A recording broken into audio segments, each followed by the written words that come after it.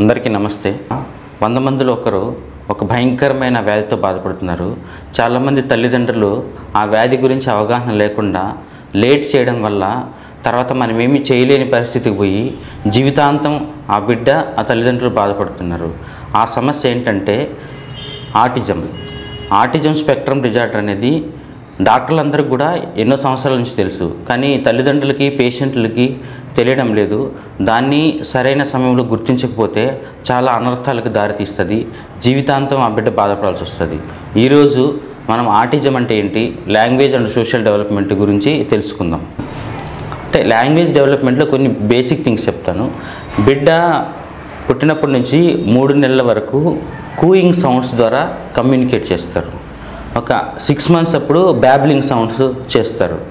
9 months అప్పుడు Tata bye bye లాంటివి చెప్పగలరు. 1 ఇయర్ వచ్చేటప్పటికి ఒక్క వర్డ్ ఉన్న పదం ప్రొనౌన్స్ చేయగలరు. 18 నెలలకు వచ్చేసరికి 2 పదాలను కలిపి మాట్లాడగలరు. 2 ఇయర్స్కి వచ్చేసరికి 2 పదాలు కలిపి ఒక సెంటెన్సు ఒక 50 పదాల వరకు కూడా మాట్లాడగలరు. 3 సంవత్సరాలు వచ్చేసరికి 3 పదాలు కలిపి ఒక లైన్ మాట్లాడగలరు. సుమారుగా 200 పదాలు మాట్లాడగలరు. 4 సంవత్సరాల తర్వాత నార్మల్గా మనలాగే కమ్యూనికేట్ చేయగలరు, స్టోరీస్ చెప్పగలరు. ఇది నార్మల్ లాంగ్వేజ్ డెవలప్మెంట్. ఈ ప్రాసెస్లో ఏం జరుగుతుందంటే చాలామంది పిల్లలు ఈ లాంగ్వేజ్ ప్లస్ సోషల్ అంటే ఉత్త భాష మాట్లాడమే కాదు, పదాలు మాట్లాడమే కాదు, కమ్యూనికేషన్ అంటారు, ఫేషియల్ ఎక్స్ప్రెషను, బాడీ జెస్చర్స్ నుంచి ఇది దెబ్బతింటుంది. సో ఆటిజం అనేది ఒక న్యూరో డెవలప్మెంటల్ డిసీజు, అంటే మెదడుకు సంబంధించింది, ఎదుగుదలకు సంబంధించిన ఒక వ్యాధి. ఇందులో మెయిన్గా ప్రధానంగా అఫెక్ట్ అయ్యేది ఏంటంటే సోషల్ రెసిప్రొకేటివ్ బిహేవియర్ అంటాం. అంటే మనం ఒకటి చెప్తుంటే వాడికి అది అర్థం కాదు, ప్లస్ సేమ్ థింగ్ కమ్యూనికేట్ చేయడు, లాంగ్వేజ్ డిలే ఉంటుంది, ప్లస్ వాళ్ళ ప్రవర్తన బిహేవియరల్ ఇష్యూస్ ఉంటాయి. లాంగ్వేజ్ ప్రాబ్లం ఉంటుంది, సోషల్ ఇష్యూ ఉంటుంది, ప్లస్ బిహేవియరల్ ఇష్యూస్ ఉంటాయి. రిపీటెడ్గా రెస్ట్రిక్టెడ్గా ఒకే పనిని మళ్ళీ చేస్తుంటారు. అంటే అన్నిటికంటే ప్రధానమైనది సోషల్ డెవలప్మెంట్. వాళ్ళకి ఐ కాంటాక్ట్ మెయింటైన్ చేయరు, పదాలు మాట్లాడరు, లాంగ్వేజ్ డెవలప్మెంట్ ఉండదు, ఒకటే పనిని మళ్ళీ చేయడానికి ఇష్టపడతారు. ఒక మాటలో చెప్పాలంటే వాడి లోకంలో వాడు ఉంటాడు, మన లోకంలో ఉండడు. మనం ఏం చెప్పినా అర్థం చేసుకోరు, మనం చెప్పిన దానికి రెస్పాన్స్ అనేది అస్సలు ఉండదు. వాడికి ఏదైనా అవసరమైనప్పుడు సైగల ద్వారా కమ్యూనికేట్ చేసే ప్రయత్నం చేస్తారు. ఒకటే పనిని రిపీటెడ్గా చేస్తుంటారు.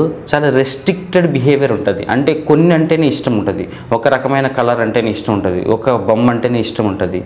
సో ఒకదానికి ఫిక్స్డ్ ఉంటారు. దీన్ని రెస్ట్రిక్టివ్ బిహేవియర్ అంటారు. రెస్ట్రిక్టివ్ రిపీటేటివ్ థింగ్స్ అంటే రౌండ్గా తిరుగుతూ ఉండడము, ఫ్యాన్ స్విచ్ ఆఫ్ చేసి స్విచ్ ఆన్ చేయడము, ఏదన్నా ఒక్కటే పని మళ్ళీ చేస్తూ ఉండడము అలాంటిది. ప్లస్ అన్నిటికంటే ప్రధానంగా చెప్పుకున్నాం కదా, ఐ కాంటాక్ట్ అనేది అసలు మెయింటైన్ చేయరు, మాట్లాడతలేరు.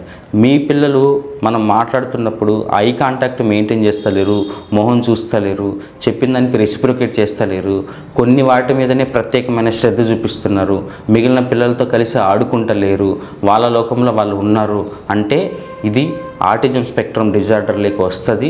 ఖచ్చితంగా మీరు క్లినికల్ సైకాలజిస్ట్ని, పీడియాట్రిషియన్ని కన్సల్ట్ అయ్యి దీనికి ట్రీట్మెంటు మందులతో అయ్యేది కాదు. టెస్టులు అంటే బ్లడ్ టెస్టులు, స్కానింగ్లు ఇట్లా కాదు. సో ఒక క్వశ్చనీర్ ఇస్తారు, ఆ క్వశ్చనీర్ ఫిల్ చేస్తే మనకు అర్థమైపోతుంది, దానికి గ్రేడింగ్ ఉంటుంది, దాన్ని బట్టి మనం నిర్ధారించుకొని.